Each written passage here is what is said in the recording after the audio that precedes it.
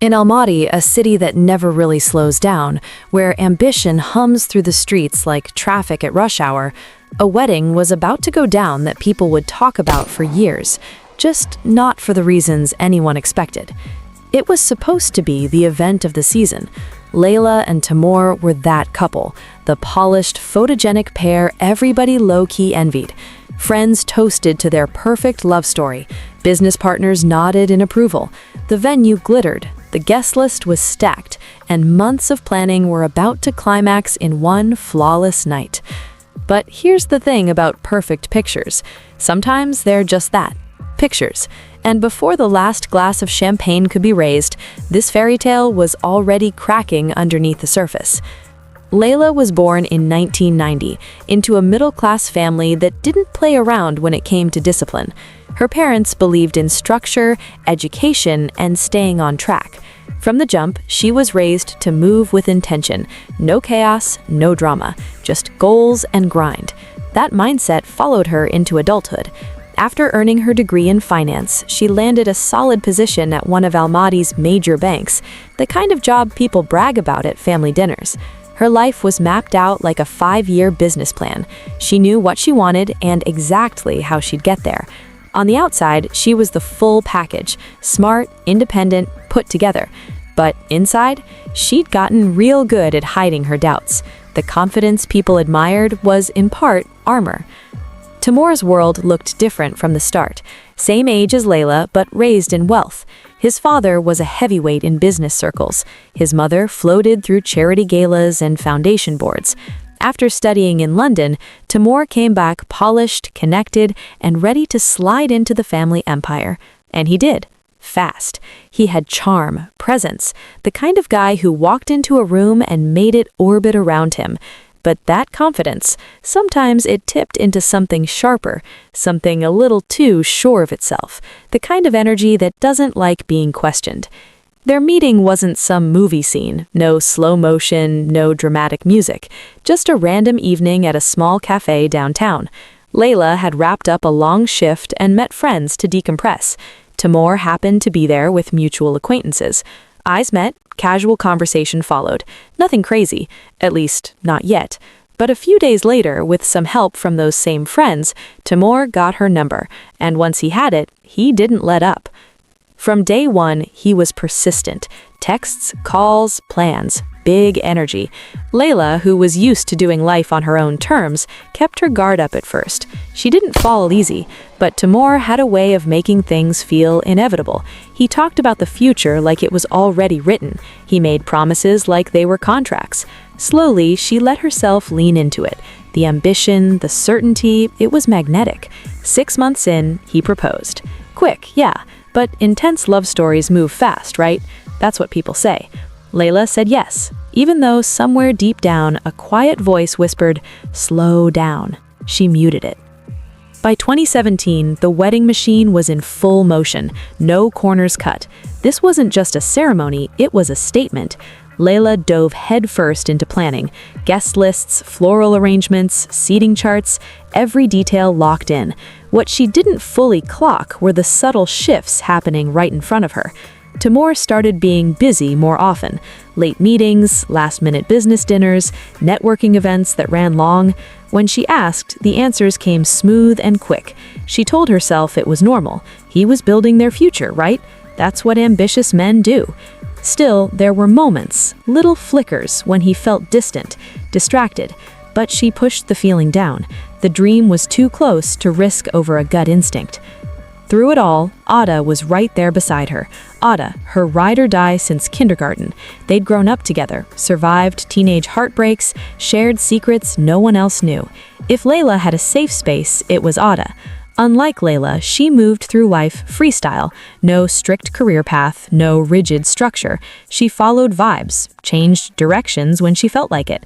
And somehow, that contrast made their bond stronger. They balanced each other out. Or at least that's what Leila believed. When the wedding day finally arrived, Leila woke up with a strange heaviness in her chest. Not panic, not fear exactly, just something off. A few days earlier, she'd overheard Tamour on the phone. His tone had been different, lower, more urgent. When she'd asked, he brushed it off. Business, always business. She let it go at the time, but that memory came back now, uninvited. Still, there wasn't room for doubt today. Makeup artists were knocking, stylists were adjusting fabric, music cues were being tested, so she did what she'd always done, compartmentalize, smile now, question later. The ceremony kicked off right on schedule. Leila stood there in a breathtaking white gown, looking like something out of a bridal magazine. Guests admired her. Cameras flashed. Tamour looked impeccable, calm, confident, every inch the successful groom. He laughed easily, shook hands, soaked in attention like he was born for it. To anyone watching, they were untouchable. But Leila noticed things, small things. The way Tamour's eyes drifted, not randomly but deliberately, toward Ada. It wasn't obvious, not enough for whispers, but enough. The glances lingered a beat too long. Ada would look away quickly. Tamour would straighten up like nothing happened. If you weren't looking for it, you'd miss it. Leila didn't miss it. As the reception rolled on, the unease grew teeth. Tamour kept stepping away. Phone calls, quick conversations outside. Every time he came back, his smile looked just a little more forced, his jaw tighter, his energy flickering between charming host and distracted man under pressure. She tried to shake it off, told herself she was paranoid, but intuition usually doesn't scream, it taps, and it was tapping hard now. Then it happened again. Tamour excused himself mid-conversation and headed out. This time, something inside Leila snapped into clarity. No more brushing it off, no more waiting. She rose slowly from her seat, smoothing down her dress like everything was normal. Guests barely noticed. The music was loud, laughter filled the hall. But Leila wasn't listening to any of that anymore. She followed him. Behind the towering columns and polished marble walls, Leila's heart was pounding so hard it felt like the whole building could hear it. The music from the ballroom thumped in the distance, muffled now like it belonged to another world. She moved carefully down the corridor, heels silent against the floor, breath shallow. Then she heard it, Tamour's voice, low, hushed, not the polished boardroom tone he used for clients, not the charming host voice he'd been working all night. This was different, intimate, soft in a way that made her stomach drop. She couldn't catch every word, but she didn't need to. The pauses said enough, the tone said the rest. In that moment, something inside her clicked into place. No more confusion, no more benefit of the doubt. A line had been crossed and there was no going back. Whatever illusion she'd been holding on to shattered quietly right there in that hallway. When she walked back into the reception hall, she wasn't the same woman who had woken up that morning in a white robe surrounded by laughter and champagne. Her thoughts felt distant now, calm, almost icy. The celebration roared on, glasses clinking, guests cheering, someone shouting for another round, completely unaware that the bride's world had just flipped upside down. That shadow, it had already settled in, and it wasn't lifting. It didn't take long for the rest of the pieces to line up. Ada had been slipping away too. Bathroom breaks, quick calls, little disappearances no one questioned because why would they? She was the best friend, the maid of honor, the sister she chose. But now, looking back over the evening with new eyes, it all made sick sense. The glances, the tension, the way Tamour's phone never left his hand. When he came back inside again, smoothing down his jacket, adjusting his cufflinks, he had no clue the game was already over. He looked at Leila with that same faint smile, the one meant to reassure, to distract, but it didn't land anymore. His eyes betrayed him. There was nervous energy there, a flicker, and Leila saw it. She walked toward him slowly, deliberately, their eyes locking across the room like magnets. They stood close, close enough for anyone watching to think it was romantic, but emotionally, they were miles apart. Everything that once tied them together, the excitement, the late-night talks, the future they'd mapped out, it was gone, burned down in silence. Still, she kept playing her part, smiling, nodding, thanking guests, the perfect bride. Meanwhile, inside, she was already somewhere else entirely. Tamour noticed the shift in her, but he brushed it off. Fatigue, he probably told himself. Wedding nerves. He was too wrapped up in his own mess to see what was unfolding. Confident, self-assured, blind. He didn't realize every move he made tonight was writing the final chapter of this story, and that it was about to be read out loud. Leila couldn't stop watching him. Every time he checked his phone, every time it buzzed, every time his jaw tightened before he forced another smile. How had it changed so fast? Or maybe it hadn't changed fast at all. Maybe she'd just refused to see it. The late nights, the vague explanations, the way he'd grown just a slightly distant in recent months. She'd told herself it was stress, pressure, temporary. After the wedding, things would settle. They'd find their rhythm again. But now, she knew better. And Ada. That part cut deeper than anything. Her childhood friend, her safe place, the one who helped her pick out this dress, who wiped tears during fittings, who held her hands and promised forever would be beautiful. How long had this been going on? Weeks? Months? Had they laughed together behind her back while planning centerpieces? The thought made her feel physically sick. Another disappearance, another quiet exit through a side door. Tamour moved quickly this time, thinking no one noticed. But Leila noticed everything now. Her chest felt hollow, not broken, hollow. The hurt had burned through and left something colder behind. And in that cold space, a decision formed. Clear, sharp, final. She stepped away from the guests and into the back hallways again.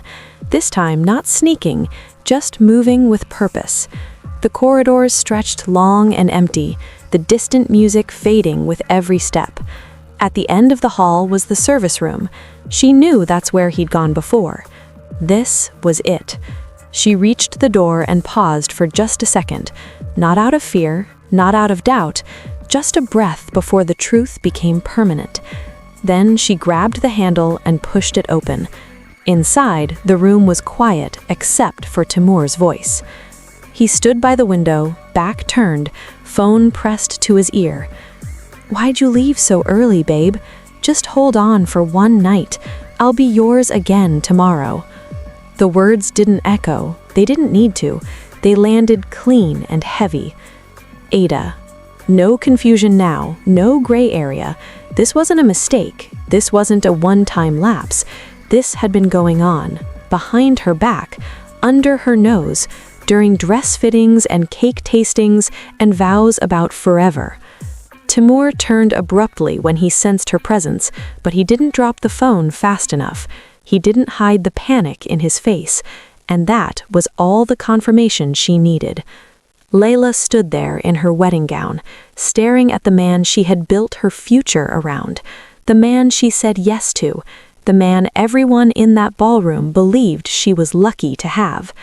There were no tears in her eyes, no screaming, no scene, just stillness, a cold, terrifying calm. She understood something in that moment. This was the end, not just of the wedding, not just of the relationship, of the version of her life she had believed in, and it had to end exactly like this, with the truth staring her in the face. She didn't say a word, not one. She turned around and walked out, leaving him alone in that room with his secrets. When she stepped back into the ballroom, nothing had changed, except everything had. Guests were still dancing, champagne still flowed, laughter filled the air. No one had any idea a storm had already touched down. Leila smiled again, thanked relatives, posed for pictures, played the role flawlessly. But inside, she wasn't thinking about tomorrow, or marriage, or reconciliation. Every move she made now had one purpose: to bring this story to its proper ending. As the night dragged on and exhaustion began settling over the guests, people started filtering out of the banquet hall one by one. Hugs were exchanged, promises to meet for brunch, final dances, the celebration slowly thinning. And through it all, the bride stood there smiling, waiting. The celebration was winding down, the music softer now, the laughter thinning out as the night exhaled its last breath. Leila stood near the exit, calm and composed, thanking guests one by one with that same flawless smile she'd worn all evening. No one saw it, not the fracture, not the decision already locked in. To them, she was just a glowing bride saying goodnight after the party of the year. But inside, something final had already settled. When the hall was nearly empty, she drifted back toward the center of the room and looked around. The chandeliers still shimmered, champagne glasses sat half full on tables. Only the closest friends remained, the loyal ones, the ones who thought they were staying to support her until the very end. If they only knew what the end really meant. She clenched her fists at her sides, nails biting into her palms just enough to keep her grounded. On the outside, she was steady, untouched. On the inside, everything was locked into place. Tamour approached her like nothing had changed, slid his arm around her waist, leaned in close. "Let's get out of here," he murmured. In that second, any last trace of hesitation inside her evaporated. She turned her head and nodded once. Her eyes were empty now, not angry, not hurt, just vacant. He didn't notice. He thought he still had control, thought this wedding was just a box to check before he moved on with his real plans. They walked out together, bride and groom, picture perfect. The night air hit her face as they stepped outside, cool, quiet, honest. Her heart beat slow, almost unnaturally steady, like her body had accepted what was coming. They reached the car. Months of suspicion, denial, overheard calls, forced smiles. It all rose to the surface, but it didn't overwhelm her. It sharpened her. She opened the passenger door, then stopped.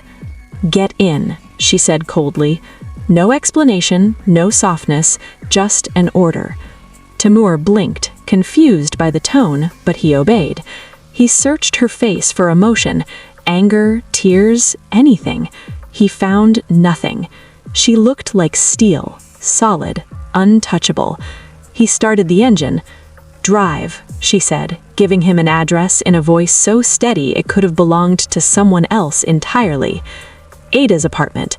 His hands tightened around the steering wheel. He glanced at her, surprise flickering across his face. For a split second, he froze. Then he pressed the gas pedal.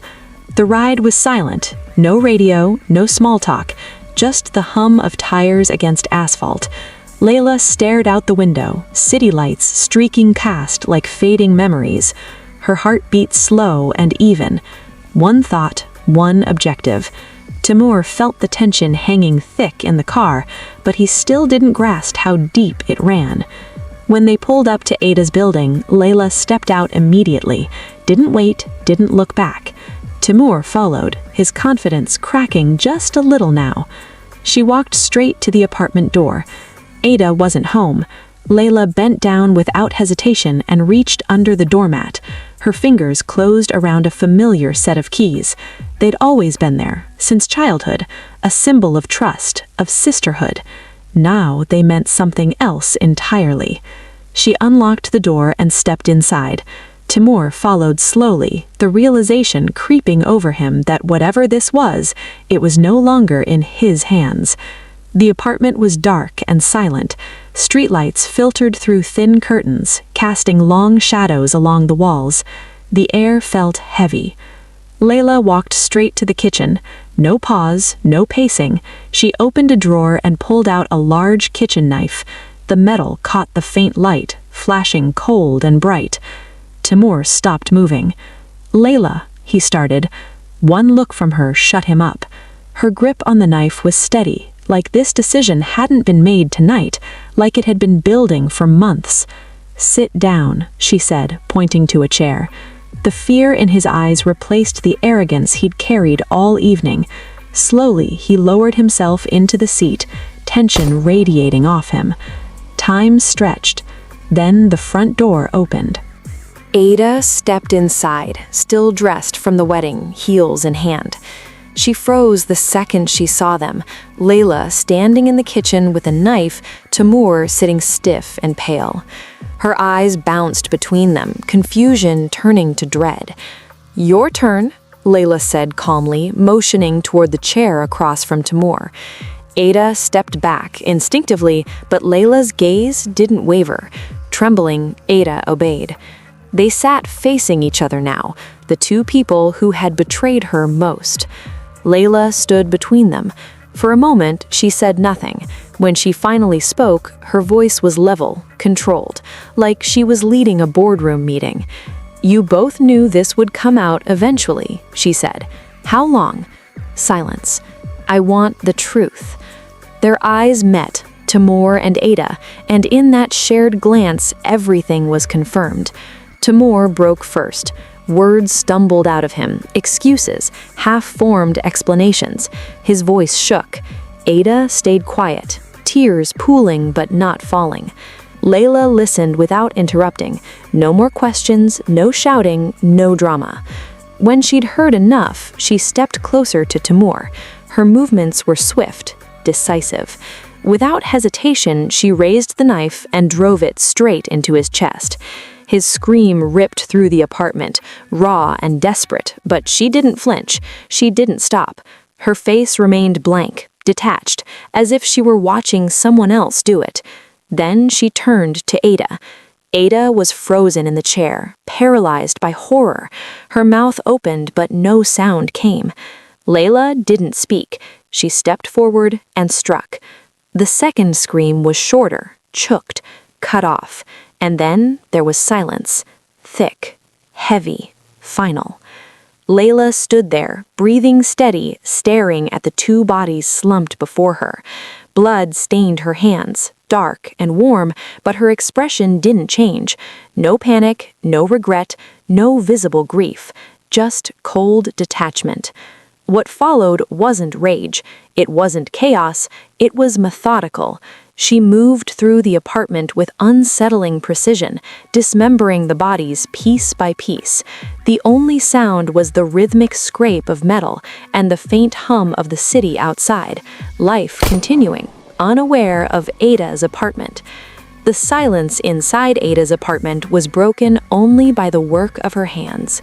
When she finally stood upright again, surrounded by what she had done, her breathing remained calm, her face unreadable. There was no horror in her eyes, no fear, no remorse, only the stillness of someone who believed she had brought the story exactly where it was always meant to end. She moved like someone who had already rehearsed this 100 times in her head, calm, precise, almost surgical in her focus, as if this night wasn't chaos, but the final step of a plan she'd been building brick by brick for months. This wasn't rage anymore, it wasn't even heartbreak, it was execution of intent, and Ela knew deep down this moment wasn't the end, it was just phase 1, because ending them hadn't completed the design she'd mapped out in silence. She crouched beside Tamour's still form, staring at him with eyes that held no warmth, remembering how not long ago she had loved him, trusted him, built dreams around him, and now there was nothing there but a hollow space where that love used to live, replaced by something colder, something that pushed her forward without hesitation. And she worked with steady determination, separating herself emotionally from what lay in front of her, as if distancing her mind was the only way to stay steady. She treated the scene not like a breakdown, but like a task list, one step after another, controlled breathing, deliberate motions, no panic, no second guessing, just forward momentum, because to her, this was no longer about people. It was about eliminating obstacles, erasing betrayal, dismantling what had threatened to destroy her first. When she shifted to Aida, there was no visible grief, no trembling hands, only that same empty resolve, the kind that sends a chill down your spine because it means the decision was made long before tonight. And she carried on with chilling consistency, placing everything where it needed to go, organizing, containing, reducing chaos into order. When it was finally done, she sat back in a chair for a brief second, inhaling slowly, not to mourn but to calculate, because now came the part that really mattered, the disappearing act. Leaving anything behind wasn't an option, she knew that much. So she changed into clean clothes from the closet, washed away what she could, gathered materials she had quietly noted earlier in the evening, and began packaging everything with the same detached efficiency, thinking 3 steps ahead, always 3 steps ahead. She paused once, just once, and you almost think this is where guilt might crack through, where reality might sink in. But it doesn't, because in her mind, this was survival, this was balance restored, and hesitation had no place here. Moving carefully through the apartment, she wiped surfaces, adjusted objects, restored what she could to normalcy, understanding that perfection was impossible, but delay was achievable, and delay was everything. She discovered an old cart and used it strategically, transporting the bags in small, measured trips, never rushing, never clattering, listening to the hallway for movement before stepping out, riding the elevator like any other resident who had a late-night trip, slipping through the rear exit where cameras were less likely to linger, loading the trunk with controlled urgency. Trip after trip, she repeated the process, and here's the hook. Not once did she break down, not once did she spiral, which tells you this wasn't spontaneous, this was constructed. Once everything was secured, she sat behind the wheel and for the first time her hands trembled slightly on the steering wheel, not from regret but from adrenaline, because now the clock had officially started ticking. She drove beyond the city lights towards a remote stretch of land where few people wandered, somewhere quiet enough to swallow secrets, and under the fading darkness, she unloaded everything with calculated placement, dispersing it deliberately, ensuring nothing obvious, nothing clustered, nothing that screamed for attention, then drove back as if returning from an ordinary late-night trip.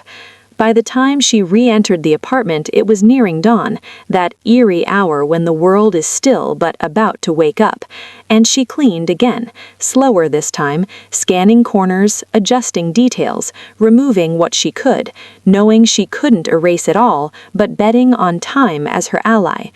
At nearly 5 in the morning, she stepped outside into streets that were just beginning to stir, the city of Almdi stretching awake under a pale sky, unaware of what had unfolded overnight. And that's when the next phase clicked into place: escape.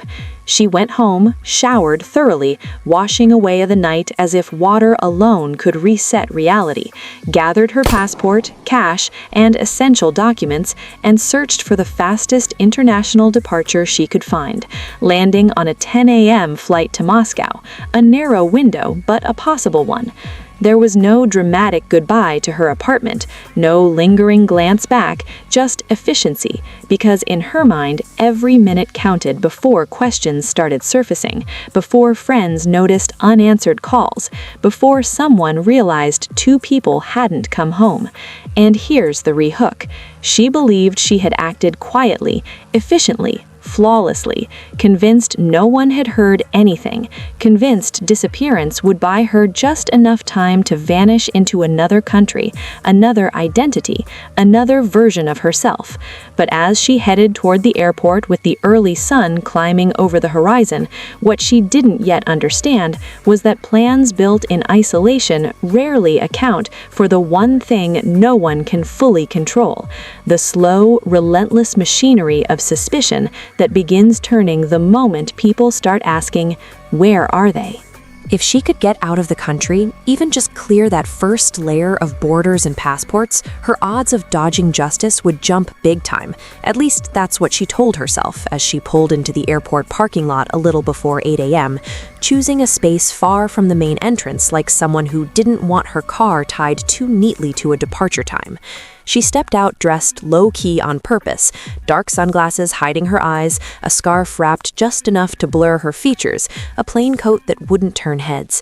And if you'd passed her in the terminal, you would have thought she was just another tired traveler chasing an early flight, not someone running on fumes and adrenaline. Inside, the air smelled like coffee and jet fuel, announcements echoing overhead, and she moved through it all steady and controlled, her tickets stored electronically so there'd be no awkward counter conversations, no paper trail fumbles, just scan and go. And for a minute there, it almost felt too easy, like the universe was giving her a clean exit. No raised eyebrows at security, no extra questions, no side glances. Everything sliding into place the way she'd mapped it out in her head. But then, while sitting at the gate waiting for the Moscow boarding call, something shifted. Not visibly, not dramatically, just a quiet tightening in her chest, a whisper in the back of her mind telling her this was moving a little too smooth. She couldn't explain it, couldn't point to a single thing that screamed danger, but instinct has a way of tapping you on the shoulder when logic stays quiet, and suddenly the direct flight felt obvious, predictable, traceable. So she pivoted, cool as ever, walked back to the kiosk and switched her ticket, trading Moscow for Istanbul, a slightly later departure around noon, buying herself time and options, because options meant control, and control was the only thing keeping her upright. She settled into a corner of the waiting area for the next few hours, keeping her head down, scrolling through news feeds on her phone, refreshing, scanning headlines for anything that might hint at chaos back home, but nothing popped up, no breaking alerts, no urgent bulletins, and for a second she exhaled, convincing herself she was still ahead of the curve. Still, her phone kept buzzing, calls, texts, missed notifications stacking up from friends and family, and she ignored them all, letting them pile like unopened mail, because responding would mean engaging, and engaging meant risk. Meanwhile, back in the city, the first cracks were already forming. Around 10 a.m., Tamour didn't show up to work from meetings he'd been hyping for weeks, and at first his colleagues brushed it off. Maybe he overslept after the wedding, maybe he needed a minute. But when calls went straight unanswered and messages stayed unread, confusion turned into something heavier. Almost at the same time, Aita's neighbors began replaying the night in their heads, remembering faint noises they'd shrugged off in the dark, and when repeated knocks on her door got no response, unease settled in, thick and stubborn. By noon, one neighbor called the police, reporting that something just didn't feel right, and when officers arrived around 1 p.m., the apartment was empty, too empty. But what they did find made it clear this wasn't a simple disappearance, that something serious had gone down. Within hours, investigators started connecting dots, pulling threads, and Ila's name kept surfacing in both circles, linked to Tamour, linked to Aita, tied to the wedding none of them had been seen leaving together. By evening, the search had shifted from routine to urgent, airports alerted, descriptions circulated, and around 6 p.m., confirmation came through. She'd been spotted at Almdi International Airport. Back at the terminal, unaware of how fast the net was tightening, Ila sat near her new gate, the Istanbul flight delayed, which only stretched her nerves thinner, and for the first time, doubt crept in about switching from Moscow. Maybe she should have stuck with the original plan. Maybe the extra move had cost her precious momentum. But she pushed the thought away, telling herself delays happen all the time, that she was just another passenger waiting on a late departure. Exhaustion began pressing in, emotional and physical, but she clung to the belief that she'd stayed one step ahead, that by the time anyone pieced it together, she'd be somewhere else entirely. Then, the boarding announcement finally echoed through the gate area, passengers shifting, gathering bags, lining up, and that's when two men in plain clothes approached her, calm but direct, badges flashing just enough to erase any doubt about who they were, asking her quietly to come with them. There was no dramatic scene, no sprint through the terminal, no loud denial, just a long, steady look as the reality settled in that the timeline in her head had collapsed, that the police had moved quicker than she calculated. She stood up without protest, following them past curious travelers who had no idea what story they were brushing against, and just like that, the escape chapter slammed shut. She was transported to a police station in Almdi, silent during the ride, staring ahead as if replaying every decision that had led to that airport chair, aware now that distance hadn't bought her freedom, only delay.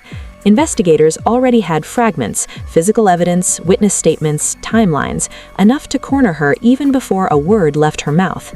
Seated across from an officer at a cold metal table under fluorescent lights that made everything feel harsher, more permanent, she refused to speak, holding on to silence like it was the last piece of control she had left.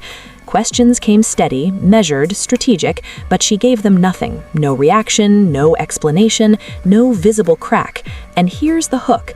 The confession didn't come that night, not under those lights, not in that first round of questioning, because even when the plan falls apart, some people cling to silence as their final defense, and the real unraveling, the one that would expose everything, was still waiting just around the corner.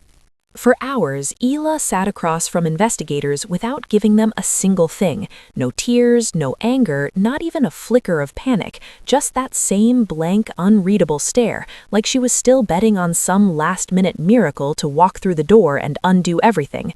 Question after question rolled toward her and hit a wall, and for a while it almost felt like she believed silence alone could hold the whole structure together. But then the detectives shifted tactics, sliding photographs across the cold metal table, images from the apartment, the dark stains on the floor, the carefully sealed bags recovered from the woods. And that's when the air in the room changed. She looked down at the evidence, really looked at it, and whatever thin thread of denial she'd been gripping finally snapped, a slow exhale leaving her lungs as if she'd been holding it since the night it all went down. And just like that, she started talking. Not hysterical, not rambling, calm, measured, almost businesslike, walking them through everything from the second she discovered the affair to the final hours before her arrest, her voice steady and stripped of emotion, like she was explaining logistics instead of confessing to murder. She described uncovering Tamour and Aita's betrayal, how the shock turned into calculation, how she mapped out each step in her head long before anyone realized she knew. And when she reached the night itself, she didn't dramatize it, didn't soften it, just laid it out piece by piece, explaining how she forced them to admit the truth, how she carried out her plan, how she tried to erase every trace afterward. What stunned investigators wasn't just the detail, it was the detachment, the way she spoke of it like it had been some necessary ritual, something that had to be completed once set in motion, even admitting she'd been surprised they found the remains so quickly, unaware that security cameras had quietly captured her movements in and out of the building, loading the car, driving towards the outskirts, the very footage that sealed her fate.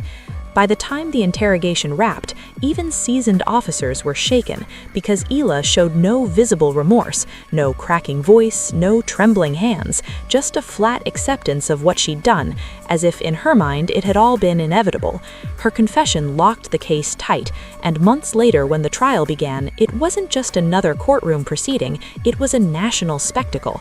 Media across Kazakhstan swarmed the courthouse, headlines blasting the story of betrayal and calculated revenge, and inside the packed courtroom sat grieving family members, stunned friends, and curious onlookers trying to reconcile the composed woman at the defense table with the brutality described in testimony.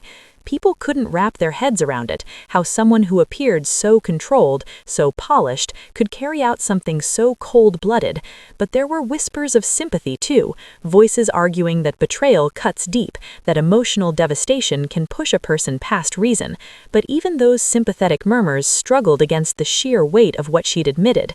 Throughout the proceedings, Leila remained exactly as she had in the interrogation room, upright, composed, hands folded, no outbursts, no dramatic reactions. She didn't deny her guilt, didn't spin elaborate excuses, and her attorney leaned hard on the emotional distress angle, arguing that discovering infidelity between the two people she trusted most had shattered her mental state, that she'd been operating under extreme psychological strain.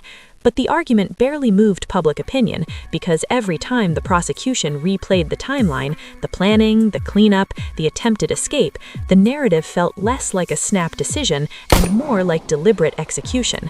Witnesses took the stand, friends describing the wedding night, colleagues recounting Tamour's missed meetings, neighbors recalling odd sounds in the early hours, each testimony layering more weight onto the atmosphere in the courtroom until it felt almost suffocating.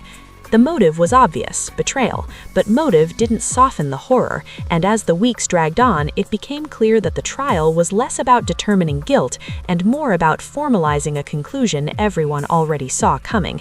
When the judge finally delivered the verdict after weeks of arguments and testimony, the courtroom went still, the kind of silence that presses against your ears, and Leila was found guilty of double homicide with extreme cruelty, sentenced to life imprisonment without the possibility of parole. As the words echoed through the chamber, she didn't flinch, didn't bow her head, didn't look toward the gallery where families sat in quiet devastation. She stared straight ahead, expression unchanged, as if she'd accepted this ending long ago. Security officers moved in immediately, escorting her out under tight watch, cameras flashing outside as reporters rushed to capture